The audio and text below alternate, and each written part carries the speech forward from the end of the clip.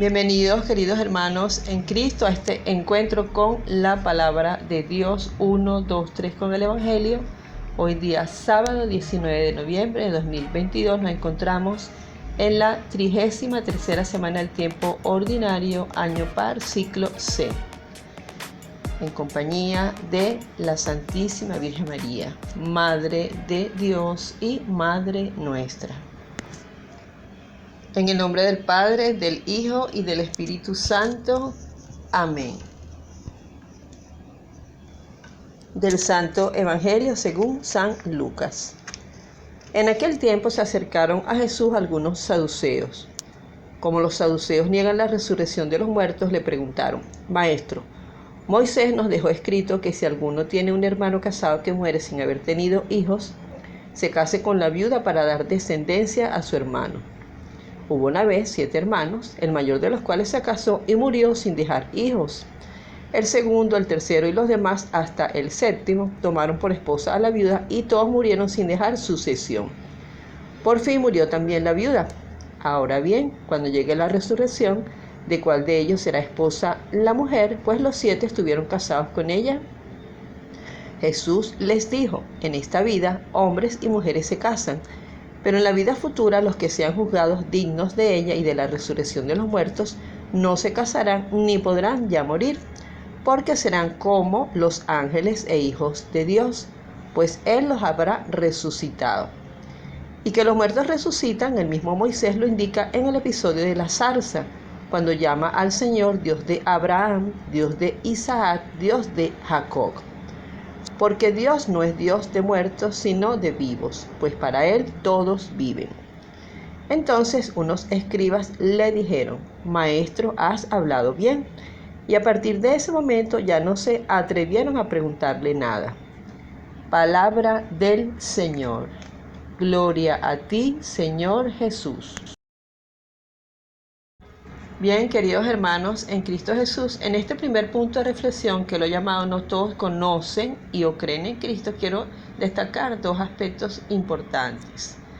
En primer lugar, pues partiendo del punto de que no todas las personas creen en Cristo y por eso hay muchísimas sectas que incluso llegan al punto de la agresión contra lo que son signos propiamente de la profesión de fe católica, fanatismo contra quienes profesan esas creencias, entre otras situaciones que lo que hacen es agredir a quienes pues de alguna manera manifiestan su creencia en el único Dios verdadero.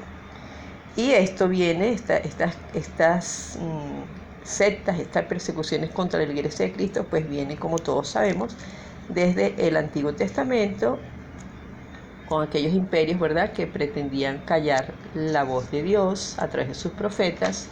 Y luego, pues lo vamos a ver en el Nuevo Testamento, en este caso, el texto del día de hoy, en las personas de los saduceos.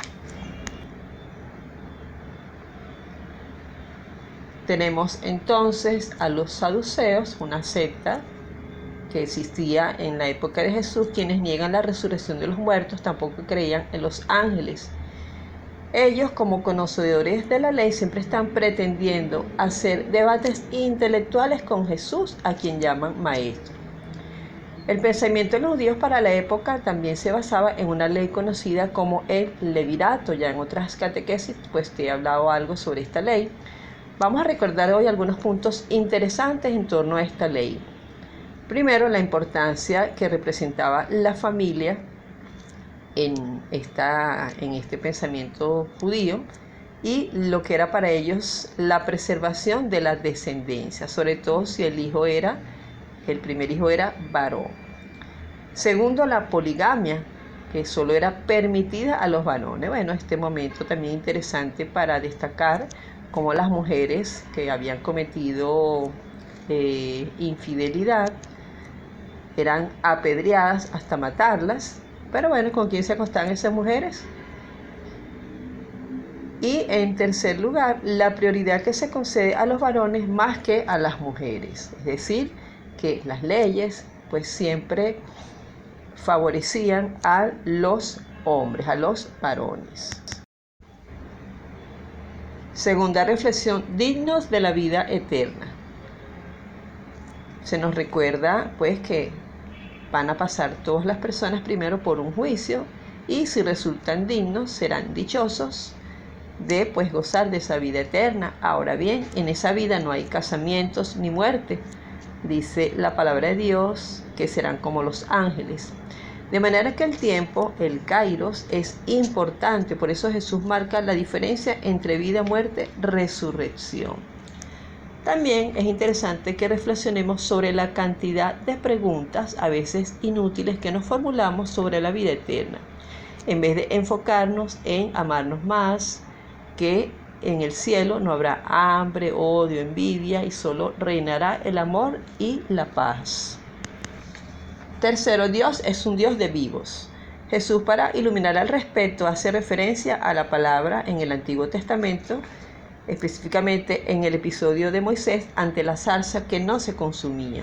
Una interpretación que podemos dar es que el que es hallado digno vivirá para siempre, su vida no se extinguirá, no se consumirá.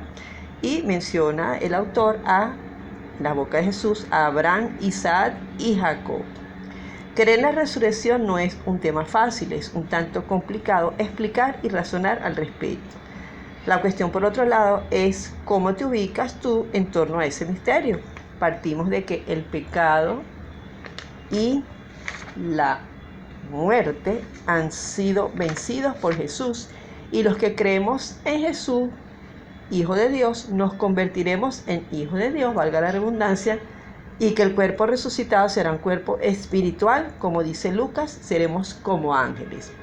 Por otro lado, es interesante destacar que los saduceos no se atrevieron a hacer más preguntas a Jesús. Esto nos hace ver la importancia de siempre predicar y hablar con la palabra de Dios, ya que es la palabra la que transforma y toca los corazones.